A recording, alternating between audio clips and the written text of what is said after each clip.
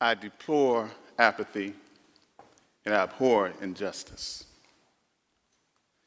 Not as a mere spectator or a finger pointer, but as a challenger, as a contender, as an opponent. When I see a good fight, I get in it. I've always been that way.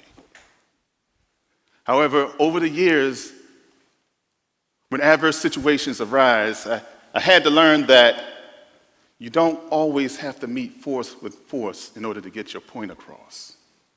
And that it's better, oftentimes, to meet force with finesse and intelligence. Water doesn't have to slam up against the rock to understand that it is just as powerful as a rock. When the right pressure is applied, persistently and over time, water can break down and even destroy a rock.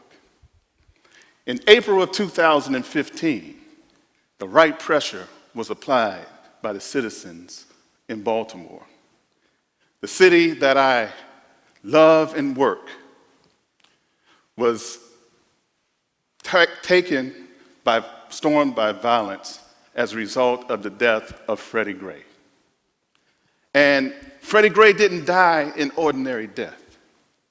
He died from severe injuries while in police custody. And the circumstances surrounding his death sent our city into turmoil. Protesters took to the streets for 2 weeks, from April 18th of 2015 through May 3rd of 2015. And I distinctly remember working late in my office as protesters filled the streets right outside of my building. They had blocked all the main veins and arteries of travel into and out of the city. It was almost as if the city of Baltimore was having a massive heart attack and a stroke at the same time. When I made it home that evening, lying in bed, catching up with the news, I had time to reflect upon this dark emotional cloud that enveloped our city. And I remember thinking to myself, this is wrong. I remember that when the city was going through this, and I remember watching the protesters. And the protesters were one of the main things that caught my attention. I continued to watch the news. And a couple of the protesters, or even a few, they began to lose sight of why they were out there protesting. They began to engage in conduct that was counterproductive to the movement. And at the rate they were going, I knew that a clash with police would be imminent. I knew that arrests would be certain, and that legal representation would be imperative. I also understood the pain, the hurt, and the suffering by those who lawfully protested as well as those who participated in the unrest. I understood that. But watching them as they expressed their anguish and as they expressed their issues with regard to the practices and policies that basically denied them their fundamental rights and suppressed their humanity, it ignited a charge in me. I wanted to do something. I wanted to help. And so the very next day, I went on Facebook to express how I felt about the situation. And in my mind, the thing that I had to offer was my legal services. So I decided to do that. I wrote a post and I said that anyone who is arrested for protesting, you contact me and I will represent you for free. And I promised them in this post that I wasn't going to judge whether they were wrong or right. And I kept my word. Because to me, it didn't matter whether they were wrong or right. It didn't matter at all because these people were standing up for their rights. And that's what I'm about. When people try to stand up for their rights, I'm that support system. So as for me, this was a righteous cause. It created an opportunity for me to offer a hand up to those who selflessly laid their bodies on the line for freedom, justice, and equality. Ladies and gentlemen, this was a good fight. It was the type of fight that I wanted to get into. I wanted to get into this fight because I stood for the same things: freedom, justice, and equality. There's an iconic image of a young man taking a pylon and wielding it through the window of an unmarked police car. While I cannot condone his conduct, I can certainly empathize with the anger and frustration he was feeling. Because no one has ever stood up for this young man. No one ever spoke truth to power and said, "This is wrong." No one ever provided this young man with guidance or resources that would change the trajectory of his life and put him on a path before he reached this point. Ladies and gentlemen, this young man, he stood for something as well. And although he may have been misguided with his presentation, his heart was in the right place because we all felt it. So it didn't matter to me whether protesters were protesting and whether they were guided by certain principles or whether they were misguided by unchecked emotions. Everyone out there who protested, they were out there for a reason. They all had experience with oppression, and they all had their story to tell. And if you're offended by this photograph, then why don't you hashtag it? This is wrong. Frederick Douglass said that it is easier to raise strong children than it is to fix broken men. Ladies and gentlemen, that young man who wielded that pylon into that police car became my first Freddie Gray protester after he self-surrendered to authorities. And then we have this young man.